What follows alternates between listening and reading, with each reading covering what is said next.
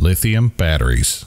When compared to the lead acid batteries we've been using for years, lithiums are lighter, more reliable, longer lasting, and faster charging. Unfortunately, up until recently, lithium batteries were also much more expensive. Can a budget-friendly lithium perform like its expensive counterparts? We're going to find out today.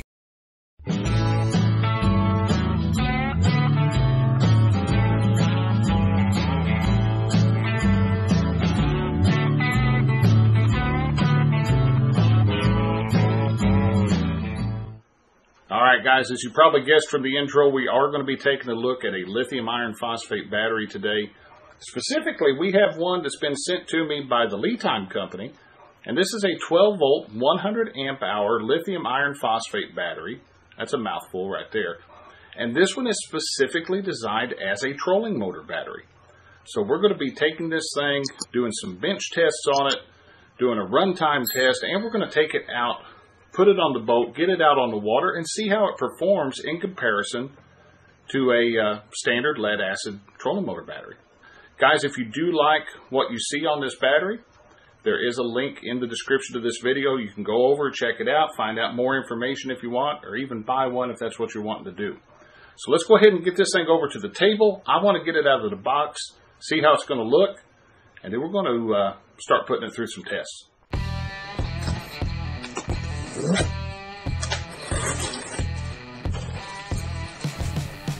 What are your thoughts about the quality of the packaging that this battery arrived in? Let me know in the comments section below.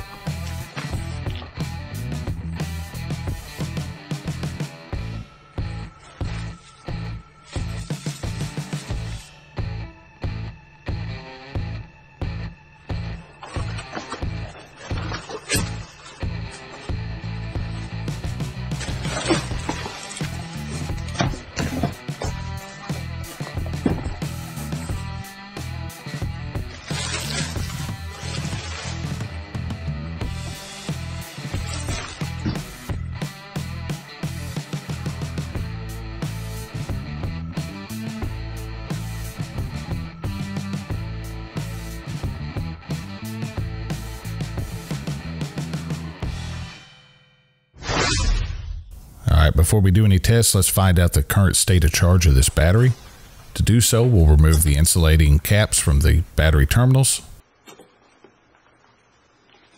And we're going to use a standard voltmeter on the DC voltage scale to check the voltage of the battery. In this case, we're showing about 13.2 volts.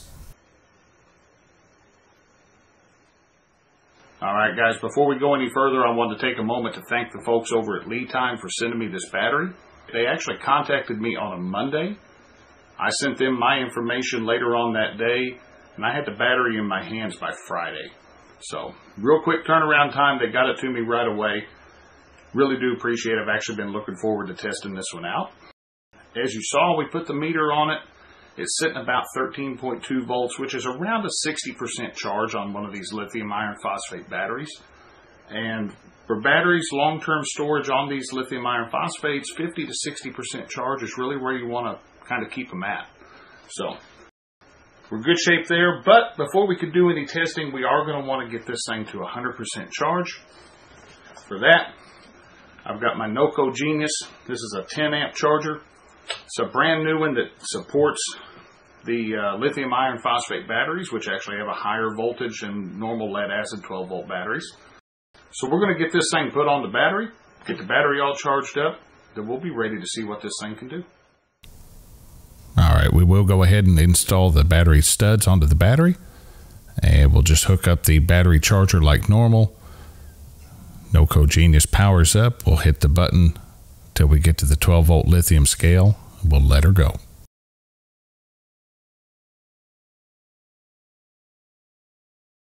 Six hours later. Alright, our battery's reached 100%. We're ready to do some testing.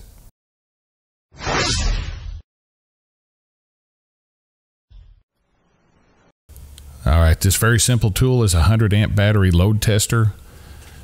We're going to engage it, make sure that the battery stays in the green during the test. And after 10 seconds of testing, we'll release it. The battery should go back up to its normal voltage. As you can see, battery's holding exactly where it should be. Our battery handled a 100 amp load without any issues at all. Alright guys, the last time I tested one of these lithium iron phosphate batteries, the second test, I used the digital battery analyzer that I have, and the digital analyzer did not like the lithium iron phosphate battery. Now I had at the time not been able to find out whether this analyzer supported lithium iron phosphates or not. I have since found out lithiums aren't supported, unfortunately, by this analyzer, so we're not going to be doing that. So we're going to move on to the next test, and that's our longevity test. So we'll get the battery topped back off to 100% since we did put a 100 amp load on it a couple times. We'll get it back up to 100%. In the meantime, I'm going to get our next test area set up, and we're going to see how long we can run this thing.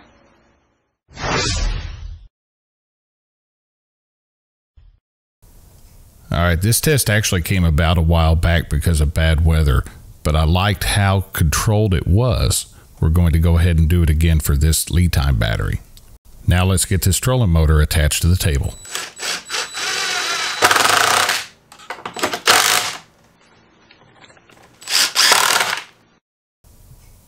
Now we'll go ahead and get everything slid into place and clamp down, that way it doesn't move during the test. We're going to be building a lake inside the shop today.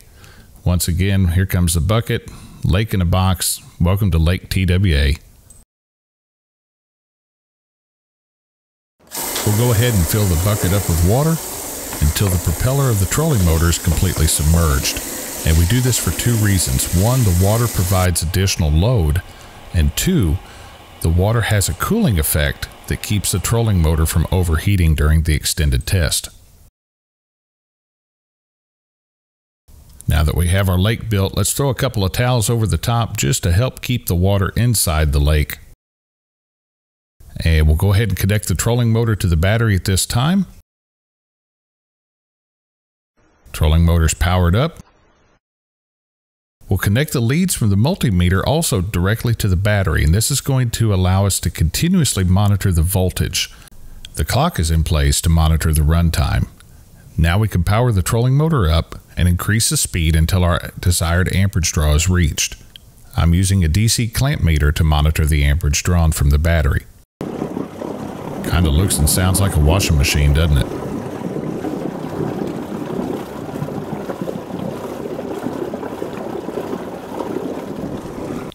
Alright, the test conditions are shown in the corner of your screen. We'll let the battery run while we monitor the voltage and the time until the BMS cuts it out.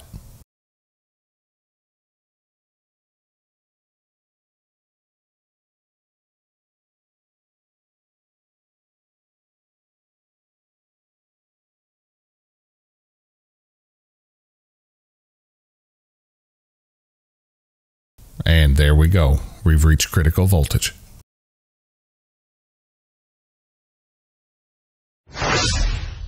Alright, let's go ahead and analyze these test results. We started at 8:37 p.m., finished the next day at 12:51 p.m. for a total runtime of 16 hours, 13 minutes, 50 seconds. Our average current drawn was 9.5 amps. Now the formula for amp hours is current multiplied by discharge time. So we'll plug in our known values. We have 9.5 amps times 16.231 hours. We do the math on that and it shows that this battery actually gave us 154.1945 amp hours out of a 100 amp hour rated battery. That shows that this battery is very conservatively rated at 100 amp hours. Alright guys, the two inside tests are done. In fact, I just got done disassembling Lake TWA out here in the shop. And before we move on to our final test, let's just take a look at what we know so far about this LiTime battery. As you saw, our first test, the load test, it handled a 100 amp load test without any issues, rebounded back up to a good voltage. The next test, which was the runtime test, I'm not going to lie, I actually expected the battery to run 12, 13 hours or so, and it outperformed what I expected. And so what we're going to do, I'm going to put this battery back on charge, get it back up to 100%, and tomorrow we're going to be doing our final test with this battery. A lot of people, whenever they're looking at switching over to lithiums, myself included, you weigh the cost of the battery versus the performance upgrade. So tomorrow we're going to be taking this thing out with a little plastic boat of mine, a 12-volt trolling motor. We're going to throw the lead-acid battery that I have been using with that boat in the boat. We're going to throw the lithium battery in. And we're going to take them out in real-world conditions, run them around the lake a little bit, and we're going to see which one performs better. We'll be taking a look at things like speed, how the boat performs. This is a smaller boat, so when you start throwing a trolling motor in the front of it, it usually likes to nose down and plow water. So I'm going to go ahead and get the battery charged back up. We'll leave that overnight. I'll see you guys tomorrow, and we'll do our final test on this LiTime battery. All right, in our final test, we'll be checking the boat speed and boat performance. We're going to start out with the lead-acid battery. The test conditions are shown in the corner of your screen. Let's see how it does. All right, let's do the lead-acid test. Speedometer on.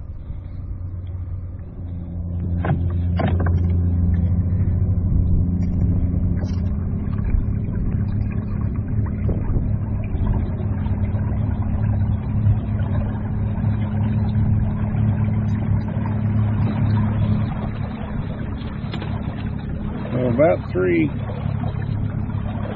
miles an hour is all we're getting, guys.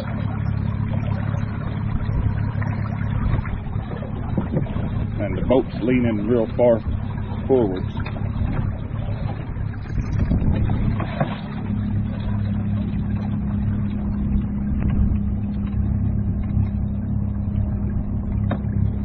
Get that set back to go. We're kind of going into that wind. We're still holding 3 miles an hour. I forgot my seat, guys. I'm having to sit on the little cover to the live well in this thing.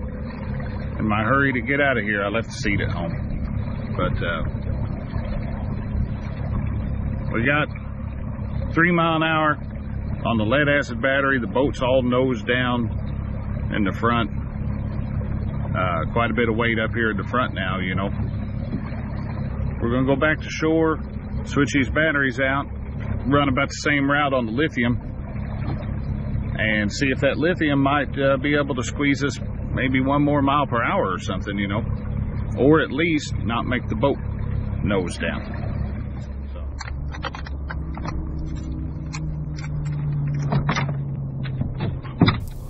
All right, the lead-acid battery's been removed. Let's get the LiTime lithium in there. Much like it.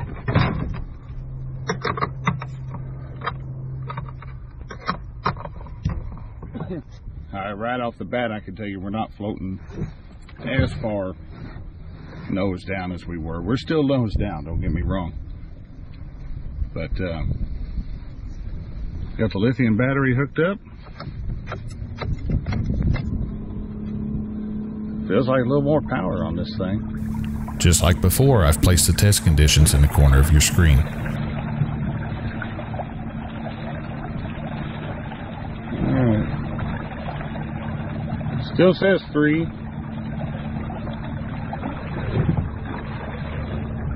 Maybe all we're going to get out of this is 3, but it feels faster, just a little bit. Alright, we've just a second ago ticked 4 miles an hour. You can see on the max speed there. I couldn't get the phone up to the screen in time, but we did top out 4 miles an hour. I said it felt a little faster, and I guess I was right. We're not much faster. We weren't expected to be, you know, it's still a 12-volt battery. It's a 12-volt battery. And so we can go faster and go farther, and we can carry more stuff because this thing weighs a fraction of what the other one costs. Definitely seems like a good trade-off there. We'll go ahead and go over to the other shore and then turn around and come back. Alright. Max speed, 5 miles an hour. We got out of the wind for just a second and got up there. Can't complain about that. We're a little faster, a lot lighter, not much more expensive, and we can run longer. All right, let's analyze the results of the final test. With the lead acid battery, our top speed was 3 miles per hour, and our boat performance was very noticeably nose down and pushing water. On the lithium battery, we saw a top speed of 5 miles per hour, and the boat performance was a slightly higher bow and less water push, which definitely contributed to our higher top speed. What are your thoughts on this battery's performance? Let me know in the comments. Alright guys, well that's going to pretty much do it for this video, I think. We definitely put that LiTime battery through the paces, both on the bench and getting it out here on the water to mess around a little bit. One of the things we were able to determine is, obviously, it being a lighter battery, the boat didn't float as nose down when we were running off the lithium. Plus, we were a little bit faster, and we know we can go a lot further, because that 16-hour and 20-minute run time is just phenomenal. Definitely want to thank the LiTime Corporation for sending me that battery to test out. Guys, I really do appreciate it. Thank you so much. There is a link in the description of this video to the LiTime website. You can go over, take a look at the specs on this battery. Hopefully get any questions that I may not have answered. You can get a hold of them, get your questions answered. And of course, you can also purchase the battery while you're over there if that's what you want to do. Guys, I hope you enjoyed the video. If you did, please take a moment, give it that thumbs up button. If you're new to the channel, checking me out for the first time, guys, I do all kinds of fishing videos, how-to videos, DIYs, a little bit of everything on this channel. So if that's something you're interested in, hit that subscribe button and that little bell right next to it. That way you don't miss any videos. Guys, I'm going to get the boat loaded back up on the truck. Appreciate you hanging out with me for this one. Until next time, we'll catch you out on the water.